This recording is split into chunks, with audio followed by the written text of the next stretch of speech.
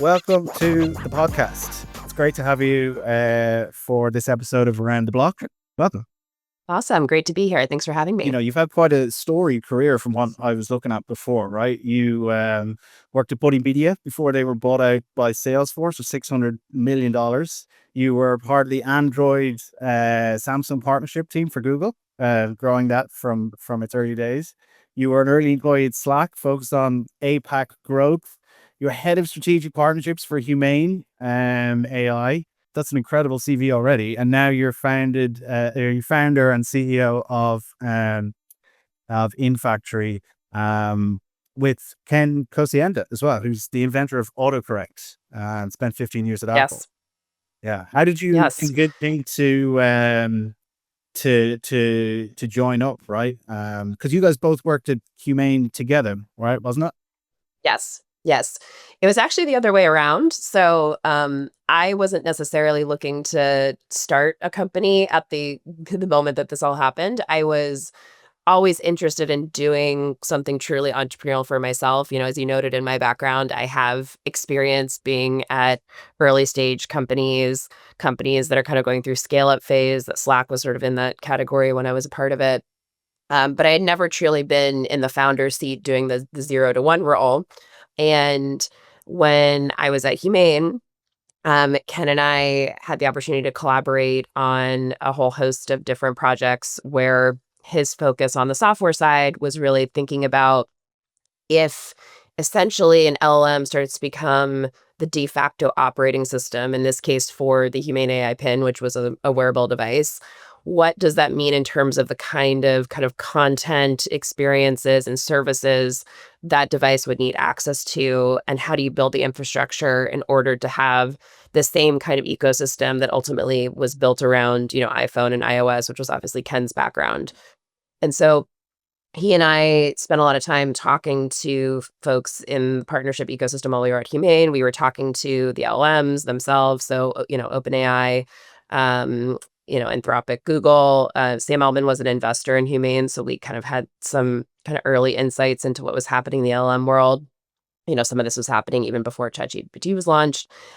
We were also, though, talking to folks on the services side where we were thinking about, well, if you're going to need to be able to understand questions about the weather, you're going to have, APIs and infrastructure around weather companies' assets, or, certainly news. You need to be able to collaborate with the news providers, the aggregators, the Ubers and the kayaks and the DoorDashes of the world that kind of bring a bunch of disparate, vendors and partners together.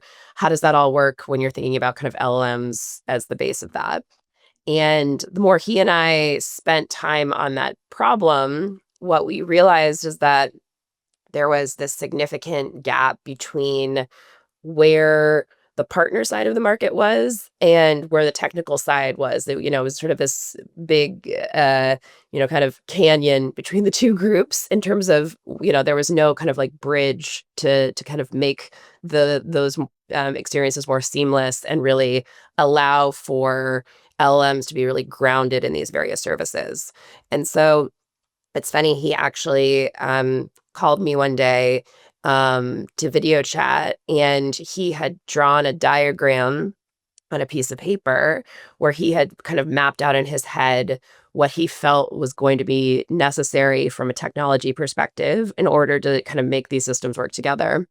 And he wanted my opinion from just a partnership perspective as to what would be required then from sort of the business arrangement side. Is there a viable business there? And really, he was basically asking, is this a company? Is this something that you could build kind of an entire, company around?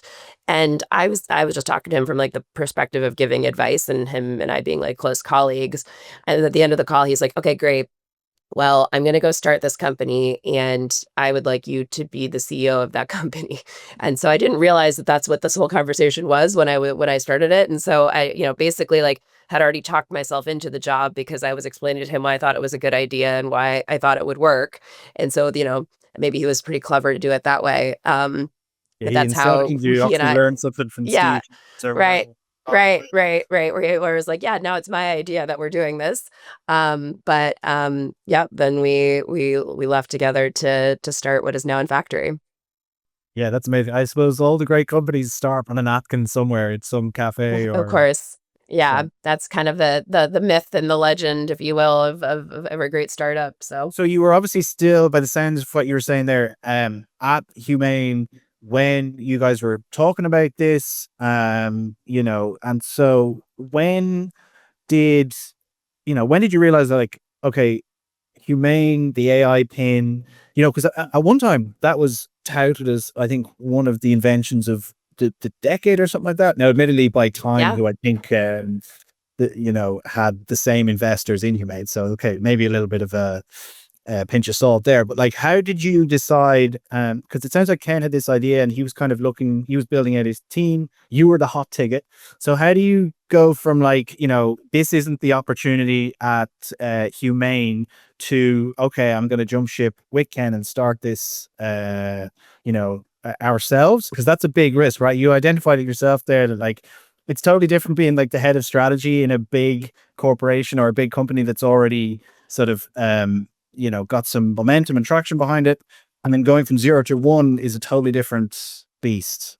I think to give some perspective on how the humane experience actually informed my decision to start my own company and kind of join Ken on this journey is that in Humane's case, hardware is really hard, like, and like, honestly, like, it's ballsy for any startup, even a startup with Humane's pedigree, and Humane had such an incredible leadership coming out of Apple. It was a largely ex-Apple team, and folks like Ken who had been really critical to the iPhone project, and Ken and others had been part of iPhone when it was a team of like 5 or 6 people. This is really like top caliber talent. And even with that level of talent and truly like an amazing group of people, I mean, honestly, some of the smartest and most talented people I've ever worked with, and I've worked with a lot of smart, talented people. Doing hardware at any company is hard. Doing hardware in a startup environment where you have to do supply chain from scratch. You have no existing sort of capital to draw from the way that the large players do. You have things like, obviously, safety risks. We were building a device with a laser. One of the concerns was, you get to confirm that it's not going to burn people's retinas off, those kinds of challenges. You're managing thermals and battery life and packaging and tariffs. And it is very, very different than building a software product. It's also very different now, even just from a few years ago, where Humane was very cutting edge in terms of its use of LLMs, as I mentioned, like having the relationship with Sam Altman, having Mark Benioff as an investor, as you mentioned. All of those things really gave it an edge from kind of the early time period that it was in from a software perspective. But that gap shortened really quickly once AI became sort of mainstream in such a short time that I don't think anyone was anticipating that either. I certainly could never have guessed that when ChatGPT launched, it would just go mainstream at the speed that it did. And I think even OpenAI was surprised by that. Google was certainly surprised by that. So everybody was surprised in terms of how quickly it was adopted. So in terms of kind of deciding what to do once, the challenges of Humane started to emerge, I think it had less to do with feeling like a kind of a jumping of ship and much more about where are the real opportunities now that LLMs have kind of democratized a lot of where the startup potential is, and recognizing that, like, at my heart, like, I am a software person. My background has always been software. Even in my Android time, Android is a software, package. And so, working with OEMs in some capacity, but like really on the software side of the house. And, Ken's background is also software at the end of the day, building iOS as opposed to, the actual, hardware device itself. Um, and so, like, going back to kind of like the roots of, I think, where I can add value. I think the other part, kind of to answer your question more directly on like, what does that mean in terms of decide to leave and to do something on your own? What I will say is that like Humane actually gave me a lot of confidence about it's the sort of the sense of like, why not me or why not anyone else, right? Like that, like you don't have to be someone who was on the Apple founding team to start a company. And in fact, there are many success stories of people that don't have that background. and you're gonna, everybody has kind of the same opportunities and the same challenges. And so, I have so much respect for the founders of Humane, of like how much they put themselves out there and how much they, the risk they took on and the public scrutiny and all those other things, that it actually gave me the confidence to be like, I can take those same risks. Like, it just requires, again, like being a little bit ballsy and, betting on yourself.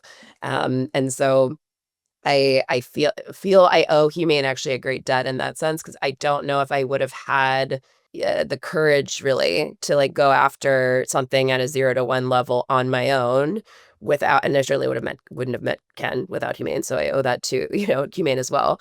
But certainly like Humane was very inspiring to me, that I'm like, look, like there's nothing stopping any of us from starting a company other than just like the desire to do it. Like there's, if you have a passion and an idea that you want to go after, like go after it.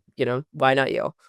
No, I love that. And it's kind of, because it can be quite a nebulous concept to like start a business. You think, well, where do I even begin? So I think you've nailed it there. It's like when you see somebody else do it for themselves, even if it's in a totally different context, or maybe not exactly what you're thinking about, seeing somebody else do it, just opens that door really. I've been lucky in a similar way, Completely. like some of the companies I've worked for before, I don't have your background or anything too prestigious like that, but it's still seeing other people build cool companies and working alongside them, helped me in a similar way. They can do that, then I can do this little thing over here, and then all of a sudden it starts to snowball. And I've also been lucky in that I've had the opportunity to work for two female founders. So my first job, Buddy Media, that was a married. So I've had two married couples and two women as a result, which is kind of interesting. But yeah, in both cases, my first company, the Lazaros, Cass and Mike Lazaro were the founders. Cass was assembling desk while like pushing a baby carriage around with her third child. Like, I mean, doing it all. And then Bethany, raising a teenager while doing Humane. And so, role models matter, and I feel really grateful that I had two very impressive female founders at both of the companies that I worked at. So certainly a part of the inspirational story. yeah, one of the things a lot of people say is there's not enough female founders. You've had two, and obviously now you are one Yeah. yourself. That's pretty cool. How is it working for, a married couple? That's an interesting dynamic, right? I don't know if I could, not that I'm married, but if I was, I don't know how that would work in a business, right? I have no idea how either of those couples did it. Like, I think about how all-consuming, founder life is, and how I feel grateful that my spouse works for Meta, and so he is close enough to the technical world that, like, he understands and we can, talk about ideas, but he also, has a very 9 to 5 type schedule. It's much more balanced. He kind of we can I can come home, and if I don't wanna talk about work, that's, like, an option. I think what I see in both the Lazaros and Bethany and Imran were just like it was all consuming. It's their whole life. And I think there's pros and cons to that. I think it meant that, no one worked harder, was more invested in the business. And certainly having a co-founder is a lot like a marriage. I mean, you spend more time with that person than you would with a spouse if it wasn't your spouse. So it sort of just replicates some of those dynamics. But yeah, it's a lot. It would be very full on, I think, to do it with a spouse. But, clearly in both cases, like, in the Lazarus case, successful, exit. They wrote a book called Shoveling Shit, which is actually one of my favorite books about entrepreneurship. They're a very kind of refreshing take on sort of their entrepreneurial journey. And then Bethany and Imran are still at it. They sold Humane to HP and continue to work on building interesting AI hardware products. So, for them, I think it's just the norm. It's what, Bethany and Imran met at Apple. So like their story has also kind of always been work related. Like I think to them, it's natural. It's kind of what they I know. didn't know there was a book actually. Shoveling shit has gone straight into my list immediately. It's one of my, yeah, all-time favorite entrepreneurial books. It came out just a year ago, and um, they just, the Lazarus style is to be very direct, to like not sugarcoat things. Yeah, there's that other book by is it Ben Horowitz, the co-founder of Andreessen Horowitz, who's like the hard thing about doing hard things. Are the hard thing about hard things. Yeah, yeah, Yeah, yeah. that's And it's like also a that's a very favorite. polite nice title compared to shoveling shit, which feels far more real. Yes. Yes, yes, for sure. So, though the hard thing about hard things is also a favorite. I also usually recommend that one, and I think my dad was the first one to ever give me that book when I was maybe in college or something. And he gave me some perspective on entrepreneurship. So And just to change tack a little bit, right? So you've basically, spent your career building partnerships very successfully and go to market infrastructure and all these kind of, especially for really, really successful companies. And so now that you're building something yourself, the intersection of like technology, rights, monetization, but also in an industry which is, if you talk to people about like the media industry, some people, not that it's dead, but it's completely changing now and metamorphizing. What's harder now about doing partnerships with AI and publishers and broadcasters and all that than it was doing, say, partnerships for Google and Slack in the platform building kind of era? the first thing that's challenging is this whole AI evolution compared to SaaS and platform and anything else that's come is just so much more just game changing at every level, right? And obviously you can see that across the landscape in terms of how we talk about it, but you just have change at such an accelerated pace. It's blown through every expectation I think people have had about how quickly things would change. You also have, though, the precedent of the fact that, particularly for media and content owners, that past technological waves have not necessarily proven to be beneficial to them. You think about the impact of search, the impact of social media. There's always been sort of a wave that has come that has really altered their entire business model, and ultimately, most of the value has been captured by the technology vendors, Google being the most salient example of that, of, Google basically being just sort of the traffic router initially for content, and yet ultimately capturing basically all the meaningful revenue from that shift away from the folks that actually produce the content that enables search to be valuable and useful. And, social kind of did the same thing. And so now when you talk to folks about what AI means, they're not, likely to be very open-minded to the idea that the AI changes are going to be positive for them. And I understand why that's the case. So that is, I think, an interesting dynamic where everyone's sort of seen this dog and pony show before, and there's just a lot of feeling of being like, is this really the end at this point? And there's been times where we've said it's the end before, and somehow journalism continues to sort of like limp along, and certain brands actually have retained, strength and have been able to adapt and otherwise. But, so much of the middle has been sort of carved out, and certainly the long tail has been carved out. I think that's one challenge. The other challenge that has been interesting is that, my partnership background is not with media specifically. And so I have really had to make sure that I am not coming in as the technology evangelist to tell media and content owners what is in their best interest. I've really tried to take a role of listening and being someone that says that I want to sit on the same side of the table as them. I believe that they should play a role in the AI ecosystem going forward. I believe that them producing high quality content that is human generated is still critically important for the AI market to exist, which is kind of ironic, but I think that that is a huge part of it. And I want to build the kind of technology and infrastructure that is going to ultimately create revenue sustainability for the market going forward. But I'm not an insider. And so trying to balance that from a partnership perspective is always interesting. One of the tactics I use is that I've brought in sort of strategic advisors who are insiders. I attend conferences and other things where, it's a media-based group. But you definitely see that, I was at a conference for INMA, the International News Media Association, now a few months ago in San Francisco.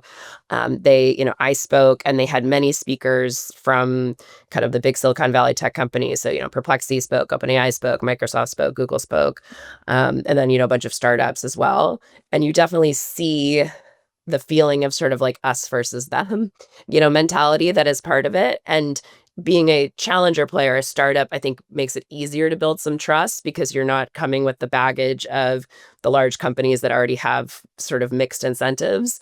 But that doesn't mean that you're not a technology company at the end of the day, and that you're not, sitting in San Francisco and potentially removed from the challenges of these news organizations who have not always been treated kindly. Kindly is not quite the right word because it's business, but have not always reaped the so-called rewards that they might have expected when technology companies came knocking saying that they were going to do these like great partnership It opportunities. exploit, So, yeah, right? yes, yes, There's no yeah. two ways of looking at it. So that definitely, I think, adds to the challenge of doing this kind of partnership work versus some of the more mature partnership work that I was doing in the past. I find I have a similar issue, right? Like my background is not necessarily tech, nor is it publishing, right? And I'm trying to grow writer's block. So how do you, and one of the things that I get rebuffed on is like, well, okay, from the publishers, okay, fine, you're not tech, so I'll listen to you a little bit, but also you're not tech, so why should I listen to you? So how do you wrestle with that when, especially like, publishers will say to you, or even news organizations or broadcasters being like, look, we've heard the spiel before, and we've been told it'll benefit us, all these great sort of utopian dreams. How do you grapple with that, and how do you convince the person you're talking to that no, this is different, and there's an opportunity here for you, and also you're not going to get rinsed. I can't promise any of the customers that I talk to or any of the media companies that I talk to that these massive changes ultimately will be beneficial. Like I don't think anyone can predict that. And I think that some of the larger tech companies who are trying to sort of act like we should all just get on board with AI because ultimately it will, a rising tide lifts all boats, as we've just discussed, that has not proven to be the case in other technological waves. What I do know is true, though, is that if the media companies do nothing, they will be wiped out. Like that is like a fact. And like if you can't get on board with that fact, I probably can't help you because if you really don't believe that it is existential to the industry, then you've already missed the boat too far.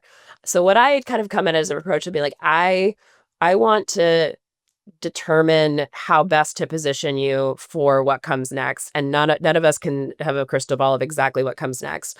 But I think some of the best things that you can do are to start thinking about acting more like a data business than a content business, thinking about where your strengths are today in areas like, verified, authenticated information, uniquely, domain expertise, the ways that, you guys curate content, all of the things that have actually really been in media's wheelhouse for a long time that actually have value in today's AI ecosystem. I think those kinds of conversations, I think land better than like, the utopian vision, because I think my hope is that if there is enough leverage and enough buy-in from the industry as a whole, then at least there is some pressure within and some kind of counter pressure within the AI ecosystem to say that, there needs to be like correct compensation here in order for the AI companies to get what they want as well. But if the media companies don't adjust to produce something that the AI companies actually value, then it's all going to be a moot point anyway. And so I think that there's just this degree of just trying to be honest about the moment that we're in and what does that mean going forward. I can't tell everybody that there's a pot of gold at the end of the rainbow, but I can tell you that, if you position yourself to not be just immediately crushed, then there might be, future opportunities that are appealing and exciting and ultimately revenue sustaining going forward. Yeah, I love that. And one of the things you said there, which actually was how we even met in the first place, was because I attended a talk and you had the same title or similar title, which is publishers need to stop thinking of themselves as media companies in the traditional sense, and consider themselves now as data companies. And you mentioned it just there, but like that's a massive mindset shift. I certainly have seen that in some of the conversations that I'm having, and I'm sure you've seen it even more so, that like, it is tough to come around to that way of thinking. So, you know, which publishers, I guess, have you seen that get it already? who's kind of stuck in the old model, and then what does it take to shift somebody's mindset, or shift a company's mindset that they need to look at things in a different way, and there's a new way of doing things. Is it kind of based on the economics? Is there an identity piece in there? How does that conversation look from your perspective? So I think to answer the kind of the first question of like who's doing it well and who's not, there is, media and content is not a monolith in and of itself, right? And that even for me has been a learning on this journey as not being a media insider. Some of it is sort of self-evident and some of it you just sort of need to kind of experience as you go through. But, at the top of the food chain, you have the biggest brand names, the New York Times, the Atlantic, the Associated Press.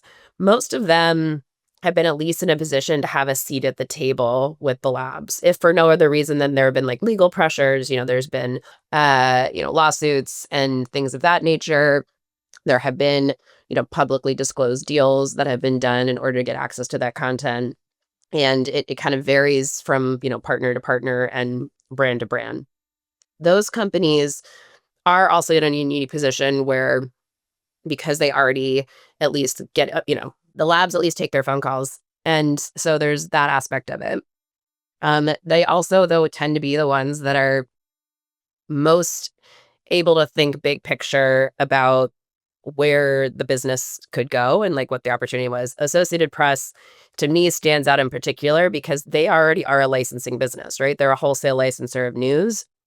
But it's very natural for them to think about going from licensing things in an article by article capacity and instead to think about it as licensing data and metadata. When you get somebody to get a publisher or a broadcaster, or any kind of media company to shift their mindset, from the old way, we're a media company, to now we're a data company.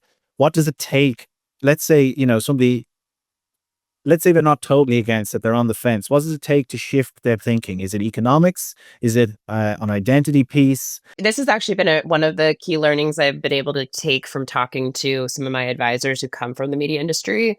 Because when we first started this, I was a little surprised how much like just talking about straight revenue didn't always resonate, right? That I would talk about, look, there's money to be made and it's revenue that, is independent today of your existing subscriber businesses or your ad businesses or however else, you monetize licensing, whatever that looks like. This is potentially like an entirely new business line that you could open up that is going to ensure that if you start to lose some of these other aspects as referral traffic drops or subscriber interest drops, that can potentially replace some of that. That didn't always land. And what I learned from talking to particularly one of my advisors was a longtime journalist for the New York Times.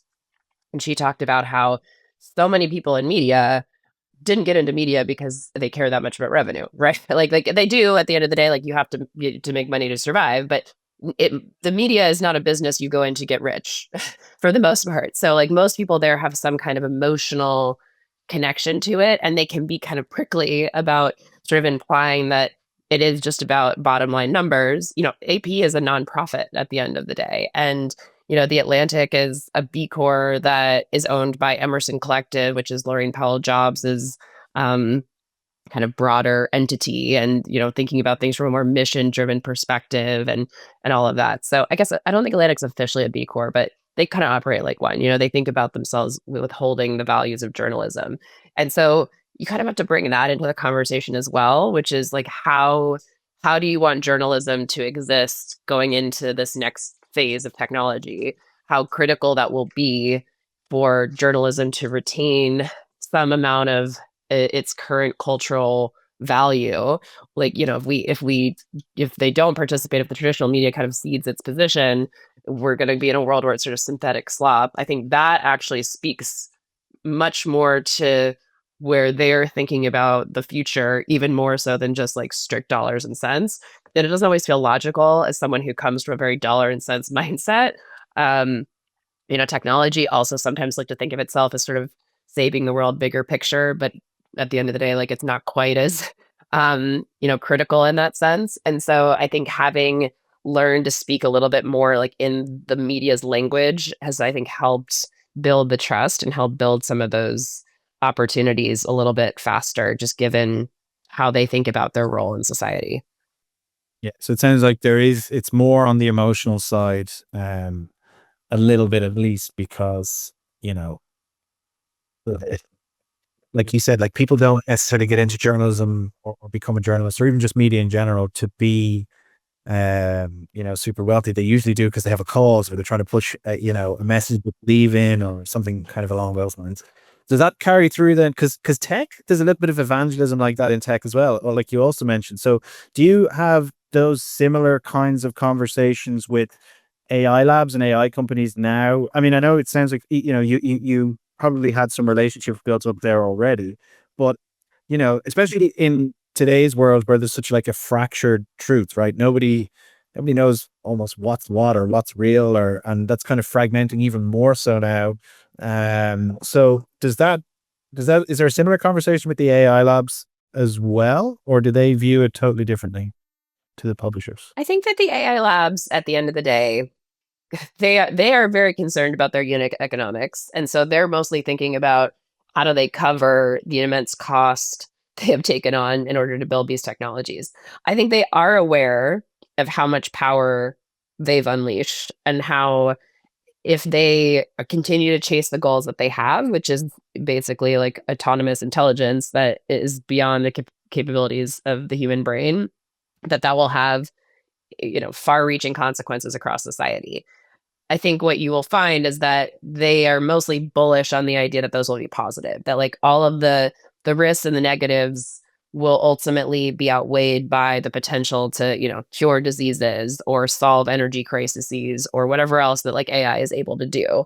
And so, and I'd say that's very common in general. Like that's not just AI specific. That's kind of common of every technology wave that, you hear the expression from like Meta's early days of, move fast and break things. It's just, ultimately it will all come out in the wash. We don't have to evaluate this too closely in terms of its social impact because, on the net, it will be more positive for society as a whole. And that's, I'm not sure always proven to be true, but that is sort of the mindset generally, I think, in most of the tech world. And, my experience of being technology is that, more progress is better. Let's not slow down innovation. Let's not slow down progress.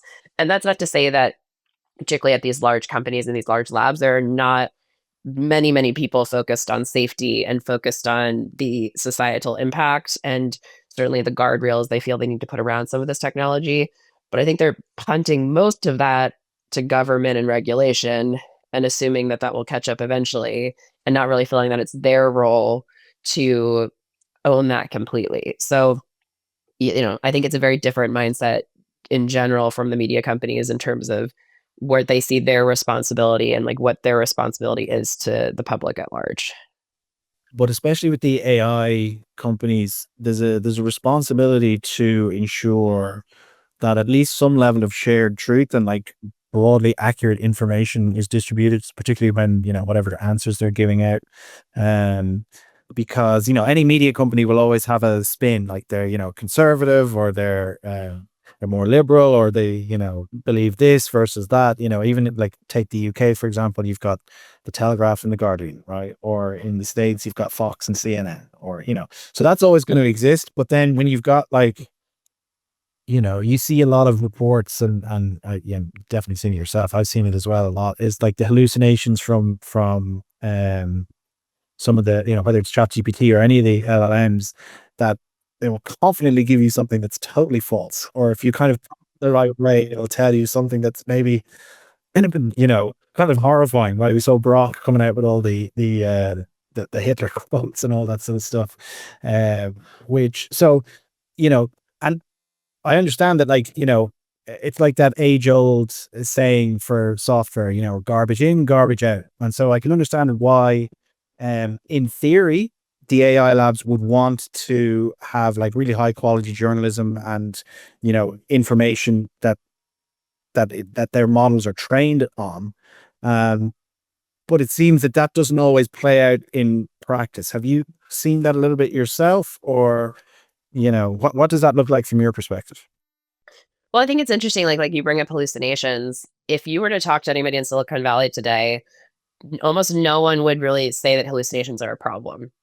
we moved past it so quickly in terms of an issue. I mean, one, the models have improved, so they're doing less of that. But they also feel that even what the remaining sort of hallucination piece, or the remaining piece in which, you can create deep fake images, or certain models have like no guardrails on them. You can pretty much do whatever you want. There are very few people in Silicon Valley who really see this as a crucial issue. They're sort of like, it's the same as, anything else that's online, where like there's a mixture of sort of quality, and then there's a percentage of it that is garbage, and people have gotten used to like having to discern between the two. And so how they think about the risk is very interesting, because a year or two ago, when Google was getting like raked over the coals for, announcing Gemini, or because it was barred at the time, and having hallucinations in the announcement. And people were very open about the fact that hallucinations were going to be this major risk. It's basically thought about as like a non-issue at this point. And whether it is or isn't, like in terms of the frequency in which it has a negative impact, there's no doubt that there's still a lot of difficulty people have between discerning like reality from non-reality, if you will. And AI certainly makes that harder. Social has already shown that this is a challenging model for people, and that humans are not nearly as good at discerning this as we seem to believe that they are. um so it is interesting how much like the insular dialogue that I've observed is sometimes different than like the broader, more mainstream dialogue of what people are truly worried about.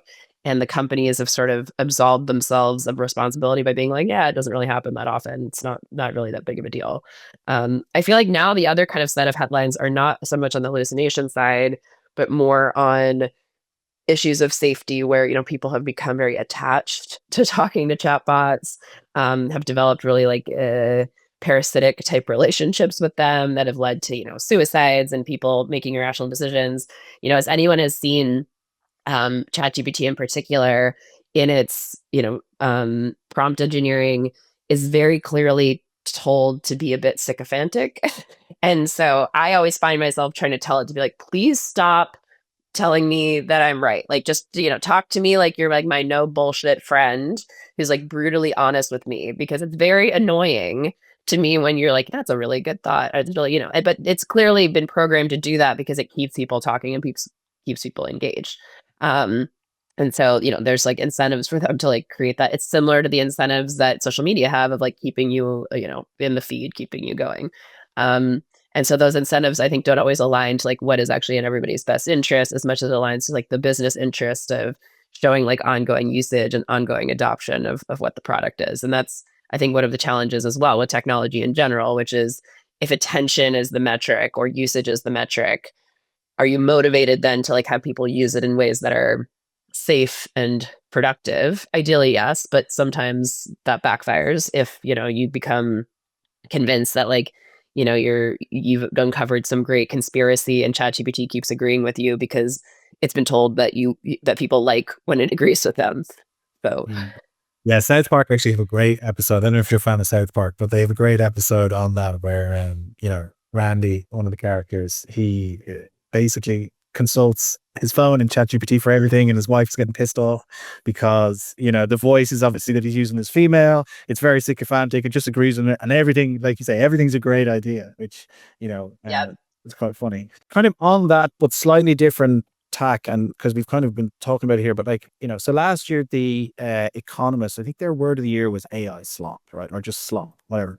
And so, do, again, in your experience, I'm sure this is not universal, but just from what you've seen, like, one of the problems from the outside seems to be like training on circular data, right? And so, for example, like, just give you a really rudimentary example. If I prompt a model to, tell me something, and then I publish that as an article or as whatever, and it turns out to be completely false and it's nonsense, uh, but then the next iteration of the models are training on whatever's on the internet, and I've just put that in the internet. Now they're training on false information. Because that actually has a good video on this. And how does that, how did the AI come? So, whatever about like hallucinations, but like, I'm thinking of here more, fundamentally training on information that's inaccurate or completely wrong in some cases. So are you seeing that play out yourself at all? Do you think it's a concern for AI companies? Um, and, if not, why not? I think no, that is definitely a concern. And you hear a lot about this idea of like model plateauing, model decay. How much does like the snake eating its own tail ultimately impact how far LLMs can go as like technology? And the positive thing for the media and the content space is that that realization has come to pass within the Foundation Lab side. And they are much more interested now in trying to get access to more curated, high quality data that has to come from a human. And so this is where, the conversations I often have with the media companies, which is that you now have something that they need, which they can't replicate in other ways. And that you see this in the fact that the LMs are not making the same exponential jumps in performance that they were more recently. You have LMs taking different bets in terms of its domain expertise. So, you have Anthropic going really hard into coding, which you can get a lot of coding data from a lot of different sources. And so that makes sense kind of how they've been able to do that, less focused on the content side. You have Gemini making a major leap in image generation, which makes sense given that, they have access to YouTube and so much of the content that flows through there. But ultimately, like if they want to continue to one be like kind of grounded in current day reality and grounded in quality, they're going to need access to like, continuous, fresh feed of content. And if they want to ensure that like slop does not become the mainstream. And you see that all of us have experienced AI-ified language, right? Like, obviously the most famous one being the M dash, but the other one is always that it says, that's not this, that's that. It's like that's like a signal number one that something is AI generated. They're just little patterns that have now become so baked and are like just seen across, the web in so many different places. If you go on LinkedIn, I'm like, is LinkedIn now just AI talking to other AI? Like, is anybody on here writing anything themselves? It's like AI posts with AI comments, and it's so obviously all AI generated. And I'm like, what is even happening here? So, yeah, I mean, if there's going to continue to be advancements in this technology, and if we really want to get to a point where it's not just sort of a pattern matching machine, but like true autonomous intelligence, which I think is what all of these labs are gunning for, and they wouldn't have taken billions of dollars of capital unless they believe that that's an achievable goal, because otherwise the math just doesn't math. Then there needs to be like an ongoing pipeline of non AI generated content, and synthetic is just not sufficient for getting to those goals. And I think that is one of the most positive things for journalism, for media going forward, is that they're already well positioned to do that. That's what they do as a business. Yeah, it seems like a real opportunity, for anybody who's in that space, like as a journalist or as a publisher, that, it's a little bit of almost like a reprieve or a relief that like, okay, well, thank God, at least we have this avenue that means, if we, and this is the thing I try and, again, because I'm not from a journalism or publishing background, but, you know, by focusing on the quality and the depth of your journalism or your research or your analysis, whatever you're doing, I think that's just the best way of getting some kind of competitive advantage over, some random or just, you know, generating their own articles, just with, one prompt click type of thing, or Right. Exactly. Exactly. there was again, I'm sure you're aware, a few big lawsuits in 2025 that were either closed or settled or came to a head, particularly things like the Anthropic and the Meta cases. But both of them had sort of diverging judicial results and opinions, and this doesn't seem to be consensus just yet. Um, what do you think about that? Do anything from those rulings keep you up at night? Are you building InFactory to be sort of um, regulation proof, or are you betting on the results of sort of consensus going a particular way in terms of regulatory outcome or regulatory thinking? No one knows enough to say like betting on regulation is a good idea. I think the current U.S. administration seems to be signaling, regardless of what the courts are doing, seems to be signaling that they're not planning to take a very hands-on approach to regulation at this stage. And so I think our view when we talk to customers is to assume that there is no help coming from the government. um, and assume that the biggest incentive that the companies that they are trying to sell to in terms of data, in terms of access, have is that they want their products to be good, right? And so, regardless of what regulation does or does not require, some of the things that are difficult for the foundation models to get access to that they can't just scrape, anything in that category they are going to have to find a way to get it somehow, right? And they need to therefore pay for it. And like that they want to have, a symbiotic partnership. There's been so much more, bot blocking and traffic restrictions, all the other things to try to create leverage. How long that can go on, I'm not sure. But at the very least, yes, I think it is fair to assume that the culture of regulation will be mixed at best going forward. And so that just means that it's up to the media companies themselves to put themselves in the best position of sort of strength and leverage going forward if they want to be able to monetize. Is there room in there, do you think, for smaller creators or for independent publishers? Because it's easy if you're the New York Times to sue up an AI. You've got hundreds of millions, if not billions of dollars. Maybe not billions, but certainly hundreds of millions. So where do smaller creators and independent publishers fall in that framework? I think a few things. I think one is, there's increasingly the opportunity for them to kind of be an aggregate, right? And sort of develop market power by working together. There's some examples of, new protocols, the now I'm forgetting the name, but the protocol that just was developed that um, would potentially kind of unite some of the smaller publishers. You see folks like Microsoft who are trying to build, a publisher marketplace, and a lot of that is really about the long tail. Like their initial partnerships that they've announced are all very large media companies. AP's on that list, People Magazine, the really big players, USA Today. That being said, I think that the overarching goal of such a program would be that a marketplace doesn't work without like scale, and so you need to bring the smaller players in, and it's just about how you create access there. So I think a lot of that. I think there are a lot of people that are trying to solve for the long tail.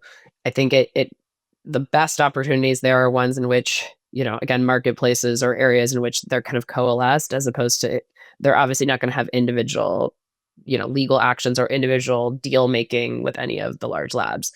I think the other advantage potentially for the smaller players is a world in which we get to more and more agentic traffic.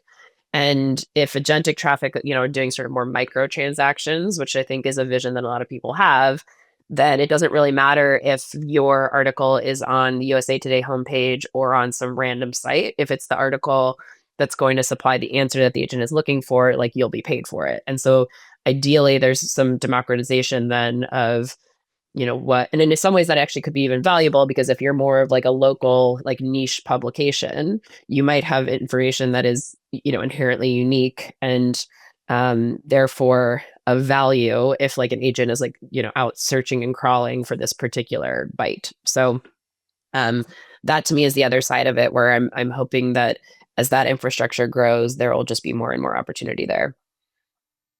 Nameless club for writer's block here. We try and help independent publishers, right? And kind of the smaller guys. So yeah, I think C2PA, was that the protocol you were thinking of? Or maybe not? No, it was it's real standard licensing is I think what I'm thinking of. And so that was started by a bunch of guys that like ex Yahoo and some others. They were talking at INMA about like the work that they're doing, but they like, they were the creators of like the RSS feed and some other things and trying to create kind of a standard licensing approach going forward. Okay, so before we wrap, we're just coming up on time here. So is there anything that we didn't get to that you think your audience or just anybody in the space really, people building media tech, people thinking about AI, rights, all this kind of thing, monetization, what are people not talking about that they should be? And what's the most important conversation the media industry is avoiding because it's perhaps uncomfortable? Ooh, good question. I think what they're avoiding that's perhaps uncomfortable is how much they already missed the boat in terms of um, monetization. To be honest, like there are not a lot of deals happening anymore directly with labs over like large text corpuses. That's just not, it's done. And it's like, if you, the cat's out of the bag, like if you were hoping that like you're going to recoup that, they've already trained on it. They don't need it from you anymore. So it's like, you have to now be forward looking. You have to be thinking about not just protecting assets, but really developing kind of assets of value. And I think that's a hard pill for people to swallow, because you feel something's been stolen from you, but it's not going to change, as we just discussed, from a regulation standpoint. I don't think most people are going to see anything recouped from that. And so kind of accepting that, and that's not going to save your business going forward. It's not what most people want to hear, but that's the reality. So I think that's to answer that. And I think in terms of the most interesting conversations, I think I would love to see more of the industry talking to each other, like to see themselves as, in aggregate, they have a lot more market power than as individual companies. And I do think the larger players want to help kind of the broad, like bring everybody else along. Um, but it's very fragmented. There's obviously political considerations. They do compete with each other to a certain degree. And so how do they think about themselves more as an industry unit in order to combat some of the market power that the technology companies have? I think we'll leave it there. Where can people find you and know more about what you're doing, or sign up or get in touch with you? InFactory.ai is our homepage, and I am always available at Brooke at InFactory.ai. Really enjoyed this conversation, Brooke. Thank you so much for joining us.